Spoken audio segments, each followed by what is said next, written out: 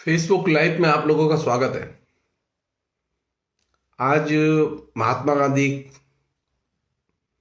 का पुनर्पाठ का 9वां एपिसोड है और फेसबुक की सेकंड पाबंदी के बाद फिर हम फेसबुक लाइव में लौट आए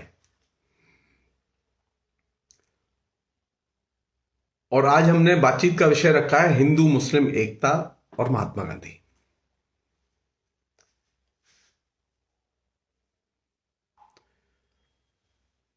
बड़ी मतलब जब हम हिंदू मुस्लिम एकता की बात करते हैं तो आजकल लोग थोड़ा सा भड़के ज्यादा है, प्यार से कम बातें करते हैं। लोगों के जेहन में एक तरफ तो मुसलमानों के खिलाफ जहर भर दिया गया है, हिंदू और मुसलमानों के बीच में विद्वेष पैदा करने की कोशिश की जा रही है, वहीं दूसरी तरफ महात्मा गांधी को भी अपनाने की कोशिश की जा रही है। अच्छा, दिलचस्प बात यह है कि महात्मा गांधी को जो लोग माला पहना रहे हैं वही लोग मुसलमानों के खिलाफ में सबसे अधिक बोल भी रहे हैं। ये इस तरह के जिसे कहें कि अलग अलग मुखौटे एक ही राजनीतिक दल के, ये सिर्फ भारत में मिलेंगे, आपको और कहीं नहीं मिलेंगे। अमेरिका में जो राजनीतिक दल मुसलमानों का विरोध करते हैं, मुसलमानों के खिलाफ में हिंसा करते हैं, मुसलमानों के खिलाफ में हेट कैंपेन करते हैं, वे मुसलमानों की उनके पास एक कंसिस्टेंट पोजीशन है, पॉलिटिकल पोजीशन है। लेकिन हमारे यहां तो एक बड़ी विचित्र स्थिति है कि जो राजनीतिक दल या संगठन मुसलमानों के खिलाफ में हेट कैंपेन करता है, वो वोट के लिए मुसलमानों के बारे में तरह तरह की लुभावनी हरकतें करता है। महात्मा गांधी इस मामले में बहुत ही यूनिक हैं और उनसे बहुत कुछ सीखा जा सकता है। और जैसा कि हमने पैटर्न रखा है इस पूरी श्रृंखला का, हम महात्मा गांधी ने जो लिखा है हम उसी पर केंद्रित हैं अब, और हम जानबूझ के वही विषय चुन रहे हैं जो भारत के लिए आज सबसे अधिक प्रासंगिक हैं और सबसे बड़ी चुनौती है। मैंने जो भी महात्मा गांधी का पूरा समग्र अवेलेबल जो मैंने पढ़ा है, उससे मैं एक चीज आपसे कह सकता हूं विनम्रता के साथ में कि भारत की सबसे जटिल और महत्वपूर्ण समस्या के तौर पर महात्मा गांधी ने हिंदू मुस्लिम टकराव या विद्वेष को देखा, और यही वजह थी कि महात्मा गांधी ने इसे अपना प्रधान एजेंडा बनाया।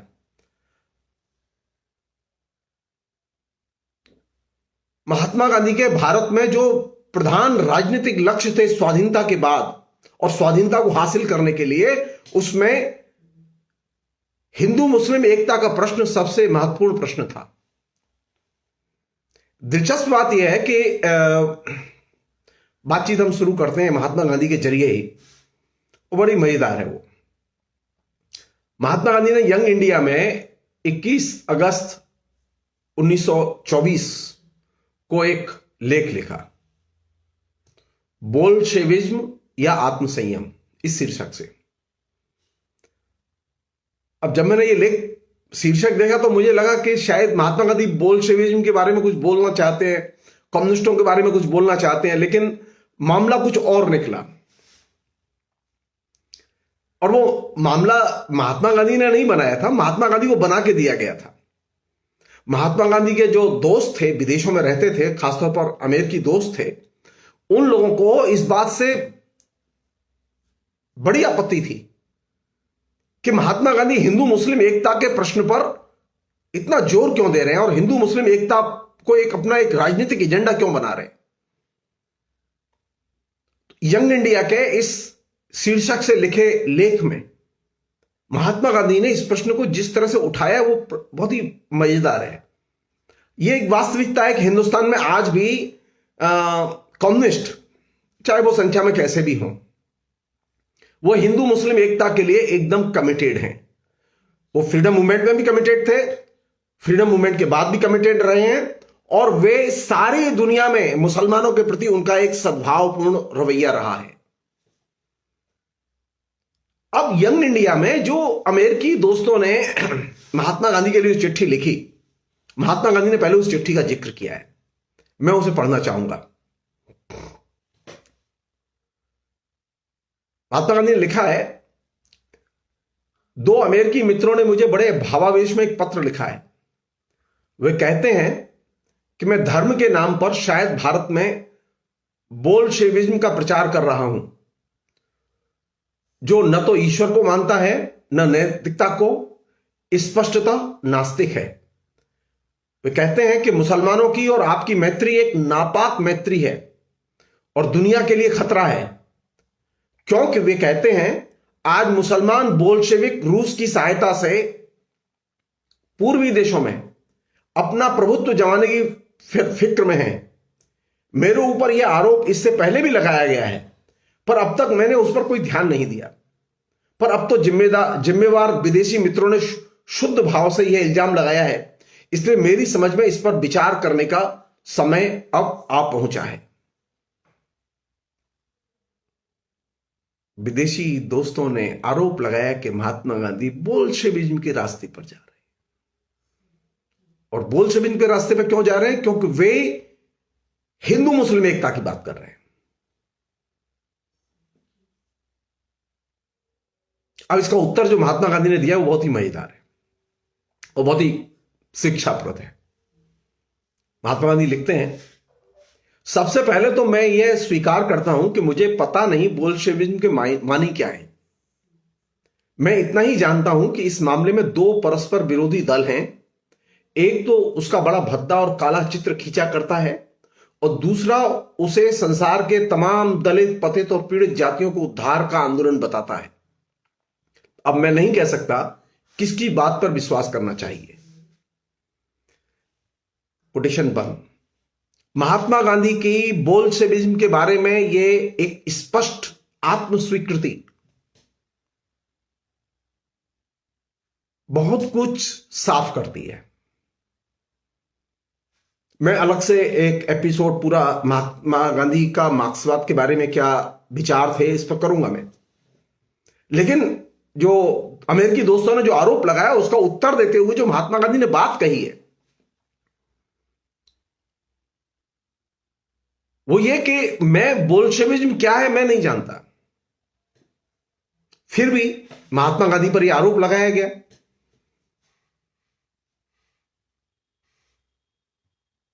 और किस बात पर वो बोल्शेविज्म के लिए पक्षधर घोषित किए गए? हिंदू मुस्लिम एकता को स्थापित करने के लिए जो महात्मा गांधी प्रयत्न कर रहे थे उसके लिए उनको बोल्शेविज्म की राजनीति का पक्षधर घोषित किया गया और वह उनके अमेरिकी दोस्तों ने किया।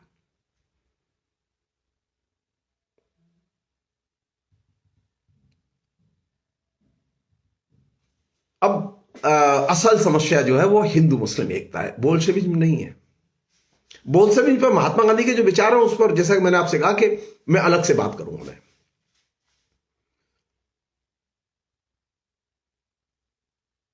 सारे लोग इस बात पर, आज भी एक बहुत बड़ा समूह है हिंदुस्तान में जो कि हिंदू मुस्लिम एकता को देश के लिए सबसे खतरा मानता है,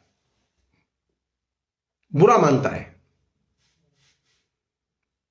जब भी लोग हिंदू मुस्लिम एकता की बात करते हैं तो वे उसके खिलाफ में तरह तरह से विष वमन शुरू कर देते हैं।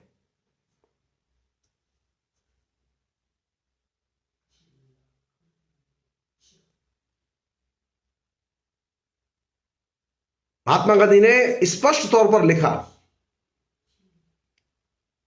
कि वे हिंदू मुस्लिम एकता के पक्षधर हैं, हिंदू मुसलमानों के बीच में मित्रता के पक्षधर हैं। और जो लोग ये कहते थे कि ये सारी दुनिया के लिए एक संकट बन सकता है, हिंदुस्तान में ऐसे लोग हैं कि जो भारत के लिए संकट मानते हैं इसे, ये आज का नया विचार नहीं है जिसे आरएसएस के लोग रोज प्रोपेगेट करते रहते हैं। पुराना विचार है, महात्मा गांधी के जमाने में भी था।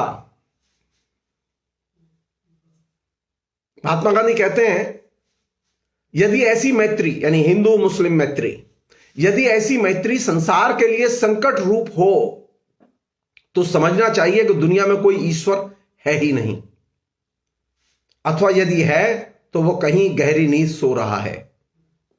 महात्मा गांधी का एक खास तरह का स्टाइल था जिसमें वो एक खास तरह की भाषा में वो उत्तर देते थे।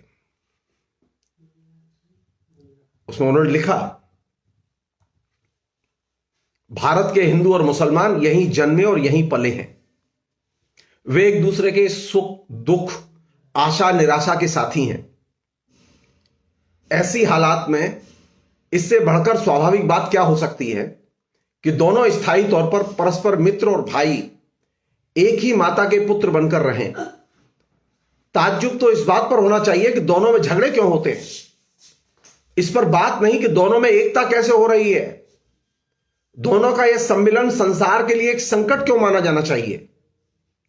दुनिया का सबसे बड़ा संकट तो आज वह साम्राज्यवाद है जो दिन पर दिन अपने पैर फैलाता जाता है, दुनिया को लूटता जाता है, जिसे अपनी जवाबदारी का भान नहीं है और जो भारत को गुलाम बनाकर उसके द्वारा दुनिया की तमाम निर्बल जातियों के स्वतंत्र अस्तित्व और विकास के लिए खतरा उपस्थित कर रहा है। यह साम्राज्यवाद ही ईश्वर को धता बता रहा है। वह ईश्वर के नाम पर उसके आदेश के खिलाफ करतूतें करता है। वह अपनी अमानुषिकताओं, डायरशाही और ओ डायरशाही को मानवता, न्याय और नेकी के आवरण में छिपा लेता है। और उसमें अत्यंत दुख की बात यह है कि अधिकांश अंग्रेज नहीं जानते कि इसमें उनके ही नाम का दुरुपयोग किया जा रहा है। हिंदू मुस्लिम एकता के खिलाफ जो लोग थे वो साम्राज्यवाद का प्रतिनिधित्व करते थे। ब्रिटिश साम्राज्यवाद चाहता था कि हिंदू मुस्लिम एकता न हो। आज भी जो लोग हिंदू मुस्लिम एकता का विरोध करते हैं वे लोग हैं जो कि बहुराष्ट्रीय कंपनियों के लिए काम करते हैं, अमेरिकी इंपीरियलिज्म के लिए काम करते हैं, खुलकर काम करते हैं, कॉर्पोरेट हाउसेस के लिए खुलकर काम करते हैं। गांधी जी ने कहा आगे, मैं चाहता हूं कि हिंदुओं और मुसलमानों की यह मित्रता एक स्थायी सत्य बन जाए और उसका आधार दोनों के प्रबुद्ध हितों की परस्पर स्वीकृति हो। तब जाकर वह घृणित साम्राज्यवाद के लोहे को मानव धर्म के सोने में बदल सकेगी। हम चाहते हैं हिंदू मुस्लिम मित्रता भारत और सारे संसार के लिए एक मंगलमय वरदान बने, क्योंकि उसकी कल्पना के मूल में सबके लिए शांति और सद्भाव की भावना है। उसने भारत में सत्य और अहिंसा को अनिवार्य रूप से स्वराज्य प्राप्त करने का साधन स्वीकार किया है। वो लोग जो कहते हैं ना कि मुसलमान हिंसा के पक्षधर हैं, गलत कहते हैं। गांधी इसका प्रतिवाद करते हैं। गांधी कहते हैं कि हिंदू मुस्लिम एकता अहिंसा के आधार पर टिकी हुई है और सत्य के आधार पर टिकी हुई है और वह स्वराज्य प्राप्ति का सबसे बड़ा अस्त्र है। उन दिनों एक घटना घटी थी गुलबर्गा में, कश्मीर में, और बहुत ही मतलब चिंता की चीज थी वो। यंग इंडिया में 28 अगस्त को ही 1924 को गांधी जी ने एक लेख गुलबर्गा का पागलपन के नाम से लिखा और यह लेख बहुत महत्वपूर्ण लेख है इस दृष्टि से कि अभी भी वे पागल हमारे बीच में हैं। हम सब लोग जानते हैं।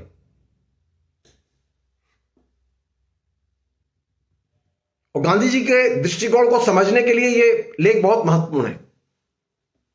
वहां हुआ यह कि गुलबर्गा में किसी ग्रुप ने, मुसलमानों के ग्रुप ने मंदिर पर हमला किया, मूर्ति तोड़ दी और भी कुछ हुआ। गांधी जी ने उसका उत्तर दिया है और वो उत्तर बहुत शानदार है। वो आज भी रिलेवेंट है हम सब के लिए। वो लोग जो गांधी के सपनों को साकार करना चाहते हैं उनके लिए भी रिलेवेंट है और वे लोग जो गांधी को नहीं जानते और तमाम किस्म के हेट कैंपेन के शिकार हैं उनके लिए भी ये रिलेवेंट है। उस लेख का शीर्षक था गुलबर्गा का पागलपन। गांधी जी लिखते हैं इसमें, मैं मूर्ति पूजक भी हूं और मूर्ति भंजक भी, पर उस अर्थ में जिसे मैं इन शब्दों का सही अर्थ मानता हूं। मूर्ति पूजा के पीछे जो भाव है मैं उसका आदर करता हूं। मनुष्य जाति के उत्थान में उससे बहुत सहायता मिलती है और मैं चाहूंगा कि अपने प्राण देकर भी उन हजारों पवित्र देवालयों की रक्षा करने का सामर्थ्य मुझ में हो जो हमारी इस जननी जन्मभूमि को पुनीत कर रहे हैं। मुसलमानों के साथ मेरी जो मित्रता है उसके अंदर यह बात पहले से ही ग्रहीत है कि वे मेरी मूर्तियों और मेरे मंदिरों के प्रति पूरी सहिष्णुता बरतेंगे। मैं मूर्ति भंजक इस मानी में हूं कि मैं उस धर्मांधता के रूप में छिपी सूक्ष्म मूर्ति पूजा को खंडित करता हूं जो अपनी ईश्वर पूजा की विधि के अलावा दूसरे लोगों की पूजा विधि में किसी गुण और अच्छाई को देखने से इनकार करती है। इस किस्म की सूक्ष्म मूर्ति पूजा बुत परस्ती ज्यादा घातक है क्योंकि यह उस स्थूल और प्रत्यक्ष पूजा से, जिसमें एक पत्थर के टुकड़े या सोने की मूर्ति में ईश्वर की कल्पना कर ली जाती है, अधिक सूक्ष्म और प्रच्छन्न है। गांधी किस चीज की आलोचना करते हैं? गांधी मूर्ति पूजा को बुरा नहीं मानते, लेकिन मूर्ति पूजा के नाम पर अन्य धर्म की निंदा करना, अन्य धर्म को नीचा दिखाना, अपमानजनक भाषा का उसके प्रति इस्तेमाल करना, इसे गांधी एकदम एक्सेप्ट नहीं करते। और वो कहते हैं कि ये जो सूक्ष्म किस्म की जो मूर्ति पूजा हमारे समाज में प्रचलन में है, उसके जरिए ये काम किया जाता है। और इसी अर्थ में वो कहते हैं कि मैं मूर्ति भंजक भी हूं।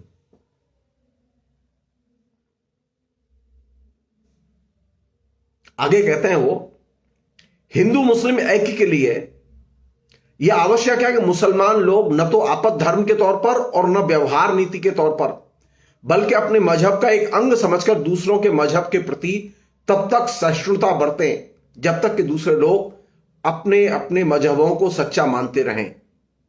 और इसी तरह हिंदुओं से भी यह आशा की जाती है कि वे धर्म और ईमान समझकर दूसरों के धर्मों के प्रति उसी सहिष्णुता का परिचय दें, फिर चाहे दूसरों के धर्म उनको कितने ही प्रतिकूल क्यों न मालूम होते हों।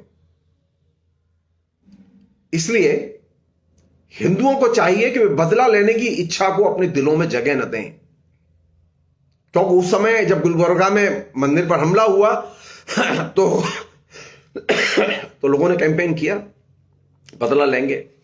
गांधी कहते हैं कि नहीं, हिंदुओं को चाहिए कि वे बदला लेने की इच्छा को अपने दिलों में जगह न दें। सृष्टि की उत्पत्ति से लेकर आज तक हम बदले अर्थात प्रतिहिंसा की नीति की आजमाइश करते आ रहे हैं और अब तक का अनुभव हमें बतलाता है कि वह बुरी तरह बेकार साबित हुई है। ये जो प्रतिहिंसा है, ये भारत की परंपरा का एक अभिन्न हिस्सा रही है। गांधी इसकी तीखी आलोचना करते हैं और वो ये भी कहते हैं कि ये एकदम बेकार साबित हुई है। बार बार प्रतिहिंसा हुई है लेकिन बेकार साबित हुई है। इसके जहरीले असर से आज बेतरह छटपटा रहे हैं जो भी हो, पर हिंदुओं को चाहिए कि वे मंदिरों के तोड़े जाने पर भी वे मस्जिदों की ओर अंगुली तक न उठाएं। यदि वे बदले का अवलंबन करेंगे तो उनकी बेड़ियां और भी मजबूत हो जाएंगी और ईश्वर जाने उनका क्या क्या दुर्गत होगी। इसलिए चाहे हजारों मंदिर तोड़ फोड़ कर मिट्टी में क्यों न मिला दिए जाएं, मैं एक भी मस्जिद को न छूऊंगा और इस तरह धर्मांध दीवाने लोगों के तथाकथित धर्म से अपने धर्म को ऊंचा साबित करने की उम्मीद रखूंगा। अलबत्ता यदि मैं यह सुनूंगा कि पुजारी लोग अपने मंदिरों और मूर्तियों की रक्षा करते करते काम आ गए, नहीं मर गए, तो मेरे दिल की कली खिल उठेगी। अनकोट।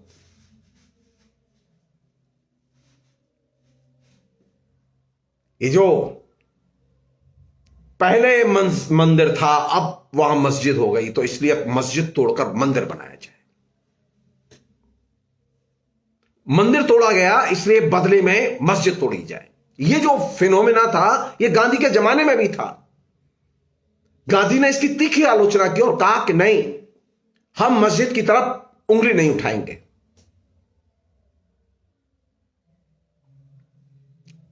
उनका यह सेंटेंस है गांधी का, चाहे हजारों मंदिर तोड़ फोड़कर मिट्टी में क्यों न मिला दिए जाएं, मैं एक भी मस्जिद को न छूऊंगा और इस तरह धर्मांध दीवाने लोगों के तथाकथित धर्म से अपने धर्म को ऊंचा साबित करने की उम्मीद न रखूंगा।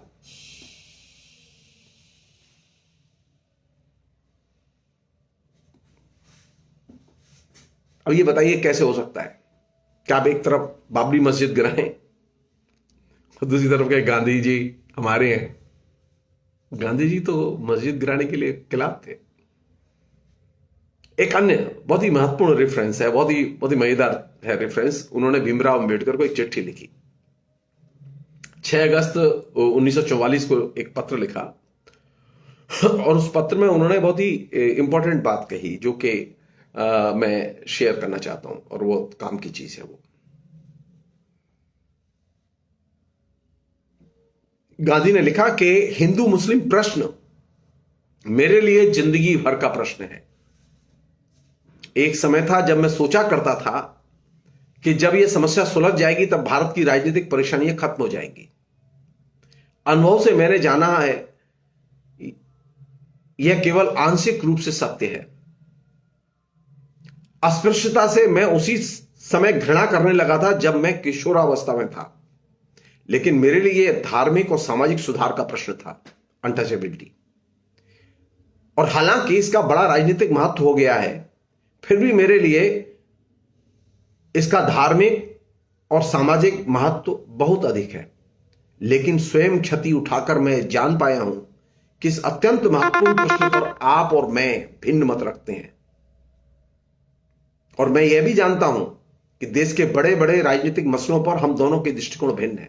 गांधी और अंबेडकर के दोनों के दृष्टिकोण एकदम अलग थे।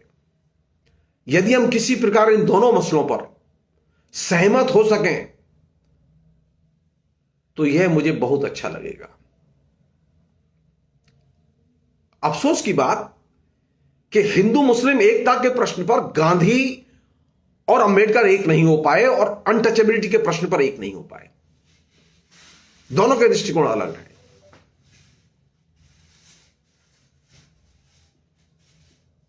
अब हमारे यहां मुश्किल क्या है कि हमारे यहां जो सबसे वोकल सेक्शन पैदा हुआ है पिछले 76 के बाद, 75-76 के बाद, काशीराम फिनोमेना के आने के बाद,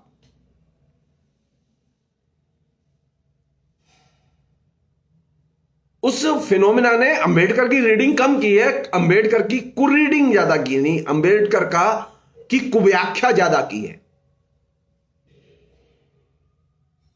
और इसके चलते हुआ यह कि एक बहुत ही फैनेटिक किस्म का भावबोध अंबेडकर के पक्ष में तैयार किया गया है। गांधी अब डिस्कोर्स से गायब कर दिए गए।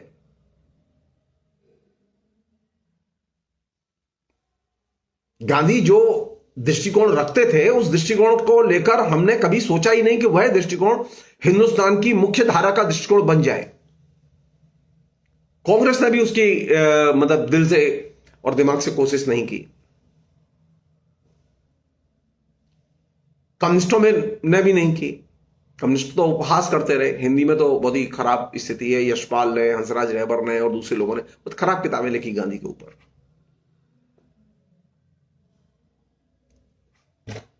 जैसा कि मैंने एक एपिसोड में कहा भी था कि हम बीच बीच में जो कुछ कॉन्सेप्ट हैं गांधी के साथ जुड़े हुए उनकी भी हम चर्चा करते रहेंगे। तो एक कॉन्सेप्ट है जो कि चरखे का है। जैसे मैंने अहिंसा के बारे में बात की तो अहिंसा का मतलब है प्रेम।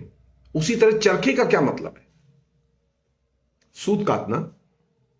वो एक सिंबॉलिक है। चरखे का असल संदेश क्या है? उस जमाने में गांधी के सामने एक दिक्कत आई कि एक मिस मेयो नाम की इंटेलेक्चुअल महिला थी।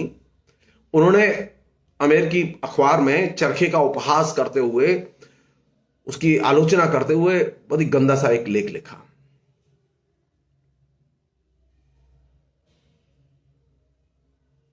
और स्थिति यह थी कि उन्होंने चरखे को एक तरह से बारूद और शोषण के रूप में पेश किया। गांधी ने इसका एकदम उल्टा जवाब दिया। गांधी ने लिखा कि गांधी कैप्टन के बहुत सख्त खिलाफ थे। दिक्कत यह थी गांधी के पास में कैप्टन का विकल्प नहीं था, लेकिन चाहते थे कि पूंजीवाद जाए। सो चरखा का विकल्प, चरखा क्यों लाया गया? सूत काटने के लिए नहीं। गांधी चरखा को लाए बारूद और शोषण के विकल्प के तौर पर। बारूद और शोषण के विकल्प के तौर पर मैं इस चीज को अंडरलाइन करना चाहता हूं। चरखा, सूत काटना और खादी कपड़े बुनना, यह उसका एक सामान्य तौर पर सतह पर दिखने वाला रूप है और अर्थ है। गांधी ने लिखा मिस मेयो के दृष्टिकोण की आलोचना करते हुए। इससे आपको अंदाजा लगेगा कि चरखे के बारे में हमारे दिमाग में जो एक्चुअल मीनिंग था, वो मीनिंग ही गायब कर दिया गया। चरखा किसका विकल्प था? गांधी कहते हैं, मेरे अनुसार यह बारूद की जगह पर है। यह भारत के करोड़ों लोगों को स्वावलंबन और आशा का संदेश देता है, और सचमुच जागरूक हो जाने पर उन्हें स्वतंत्रता प्राप्त करने के लिए उंगली भी नहीं उठानी पड़ेगी। असल में चरखे का संदेश शोषण की भावना की जगह सेवा की भावना को प्रतिष्ठित करना है। पाश्चात्य देशों में, जहां की कैप्लिन का बोलबाला था, पाश्चात्य देशों में शोषण का स्वर ही मुख्य है। मैं नहीं चाहता कि हमारा देश उस भावना अथवा स्वर का अनुकरण करे। अनकोट। शोषण के विकल्प के तौर पर, उपकरण के तौर पर चरखे की परिकल्पना की गई थी। तो एक अच्छा गांधीवादी वह है जो कि शोषण के सभी रूपों का विरोध करे।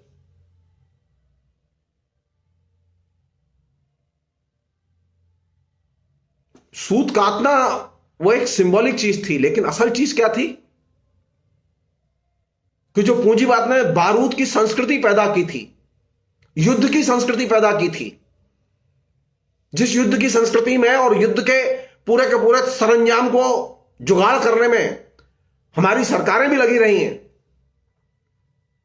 तो गांधी के लिए चरखा एक आइडियोलॉजिकल वेपन था बारूद और शोषण के खिलाफ।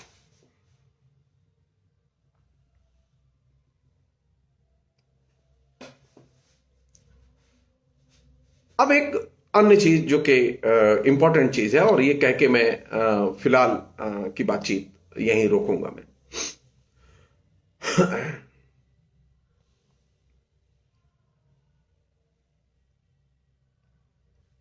वो ये कि गांधी के बारे में ये बात कही जाती है कि गांधी का कहना यह था कि गांधी बुराई का भी प्रतिरोध नहीं करते थे।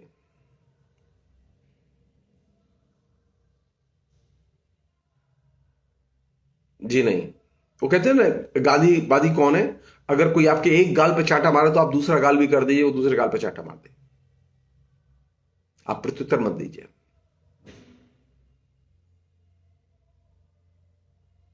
इसका उत्तर देते हुए गांधी ने लिखा, बहुत इंपॉर्टेंट चीज है ये। उन्होंने लिखा कि बुराई का प्रतिरोध मत करो का अभिप्राय मेरे लिए निष्क्रिय प्रतिरोध कभी नहीं रहा। जिसे मैं प्रतिरोध समझता हूं और जो प्रतिरोध मैंने किया है, उसके लिए मैंने निष्क्रिय नाम को गलत माना है। बुराई का प्रतिरोध मत करो, इसकी व्याख्या है कि बुराई का प्रतिरोध बुराई से मत करो, और इसलिए उसका अनिवार्य रूप से यह अर्थ है कि बुराई का प्रतिरोध अच्छाई से करो। अब किसी ने गाली दी तो आपने भी बदले में गाली दी, किसी ने बदतमीजी की तो आपने भी बदले में बदतमीजी की, किसी ने नीचता की तो आपने भी बदले में नीचता की। तो यह तो बुराई का बुराई से प्रतिरोध करना हुआ। गांधी इस तरह के प्रतिरोध के पक्ष में नहीं थे। सरल भाषा में कहें, कीचड़ से कीचड़ साफ नहीं होती। कीचड़ को साफ करने के लिए स्वच्छ जल की जरूरत होती है।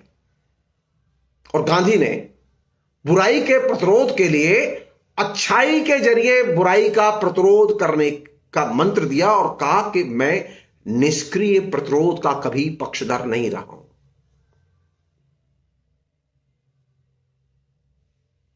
जीवन में हम सबके सामने मुसीबतें आती हैं, सबके सामने तरह तरह की चुनौतियां आती हैं।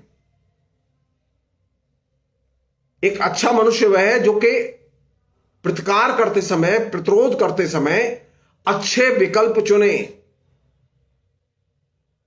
घटिया विकल्प न चुने।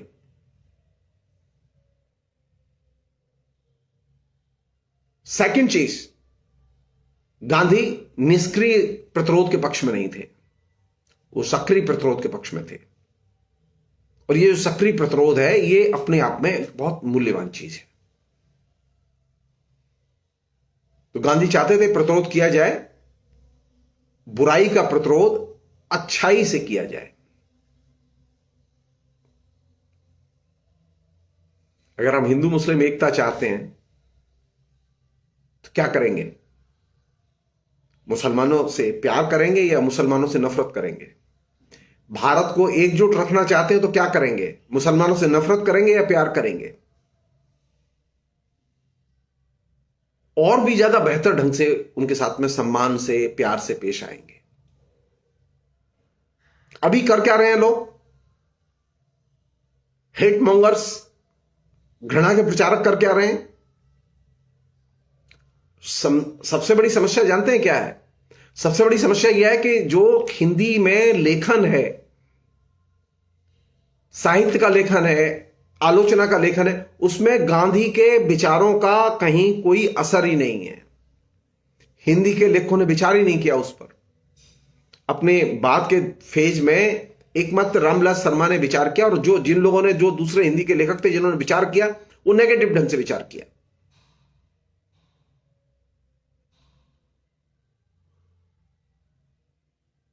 यह सच है कि गांधी मार्क्सवादी नहीं थे। यह सच है कि गांधी ने मार्क्सवाद की गहराई से कोई जैसे कहें कि स्टडी नहीं की थी, लेकिन थोड़ा बहुत पढ़ा था। अब वो हिंदू मुस्लिम एकता के लिए ही वो बोल्शेविज्म के पक्षधर मान लिए गए। जैसे अभी हुआ ना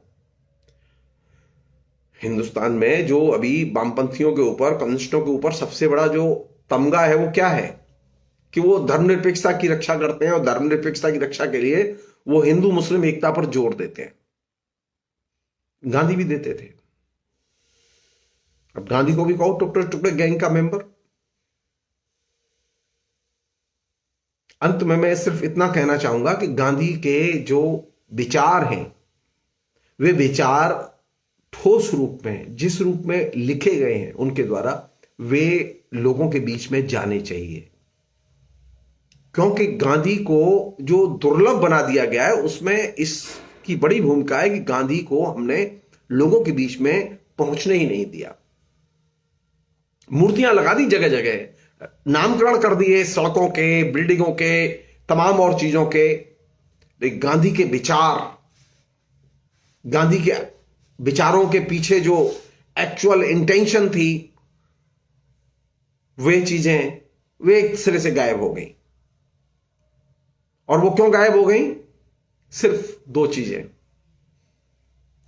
चीजें अगर हमारी सरकारों ने की होती तो वो शायद गायब ना होती। गांधी की जो सबसे बड़ी ताकत है वो है सरल जीवन और सादगी। हमने क्या किया कि हमने सरल जीवन और सादगी को छोड़ के हमने कंज्यूमरिज्म को एक्सेप्ट कर लिया। और कंज्यूमरिज्म को जब हमने एक्सेप्ट कर लिया तो कंज्यूमरिज्म का अपना एक लॉजिक है, और वो लॉजिक क्या है? झूठी आन बान शान, तड़ाक भड़ाक। तो गांधी बचेंगे कहां से? गांधी के लिए जरूरी है सरल जीवन हो, सादगी हो, कंज्यूमरिज्म से आप दूर रहें। तो कंज्यूमरिज्म से तो दूर रहने के लिए तैयार ही नहीं है। हमारे यहां तो हालत यह है कि हमारे यहां तो प्रधानमंत्री जो है वो दिन में 15 बार कपड़े बदलते हैं। गांधी एक बार कपड़े बदलते थे। तो अब गांधी को बचाएंगे कैसे आप? मैं सिर्फ एक किस्सा सुना रहा हूं और वो किस्सा सुन के आपको अच्छा लगेगा।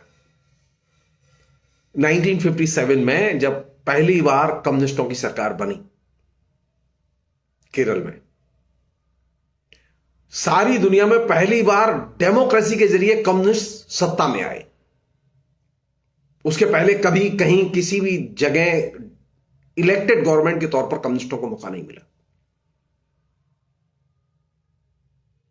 भारत में राष्ट्रपति थे उस समय बाबू राजेंद्र प्रसाद, प्रधानमंत्री थे पंडित नेहरू, और केरल के मुख्यमंत्री थे ईएमएस नंबूदिरीपाद।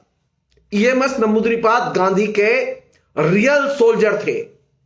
उन्होंने गांधी के साथ काम किया था, उन्होंने कांग्रेस में काम किया था, उन्होंने सोशलिस्ट पार्टी में काम किया, उसके बाद में वो कम्युनिस्ट बने। ईएमएस के जीवन पर, और ईएमएस के ही क्यों, तमाम कम्युनिस्टों के जीवन पर गांधी के इस सादगी और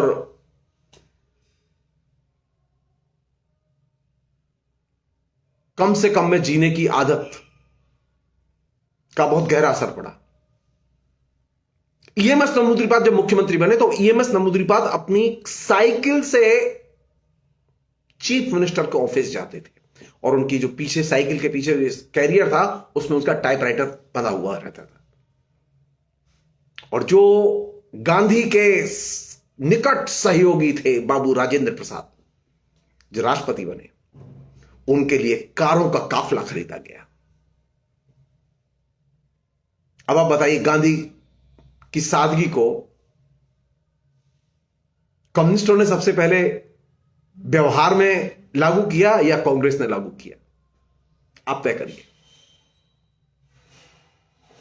सारे कम्युनिस्ट पार्टी के जो मंत्री थे उस जमाने में 57 में, वो सब अपने घरों में रहते थे, सरकारी घरों में नहीं रहते थे।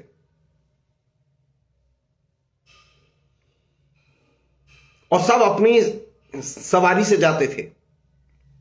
गाड़ी वाड़ी तो किसी के पास थी ही नहीं, मुख्यमंत्री के पास ही गाड़ी नहीं थी। संयोग की बात है कि ये जो सरलता और सादगी, ये दो चीजें उस जमाने के कम्युनिस्टों ने सबसे पहले आत्मसात की। कांग्रेस के लोगों ने धीरे धीरे उसे छोड़ दिया। उनके ऊपर पूंजीवाद का गहरा असर हुआ, और पूंजीवाद के गहरे असर, पूंजीवाद का विकास करना मुश्किल नहीं है, मुश्किल है पूंजीवाद के वैल्यूज को अपने अंदर कल्टीवेट करना, जिसे हम कंज्यूमरिज्म कहते हैं। गांधी उपभोक्तावाद के सख्त खिलाफ थे। अगर आप चाहते हैं कि गांधी जिंदा रहें तो उपभोक्तावाद और या वस्तुओं के संसार से आप जितना अपने को बचा सकें, वस्तुओं के दबाव से आप अपने को जितना बचा सकें, उतना ही बेहतर होगा। फिलहाल इतना ही। बहुत बहुत शुक्रिया। Thank you.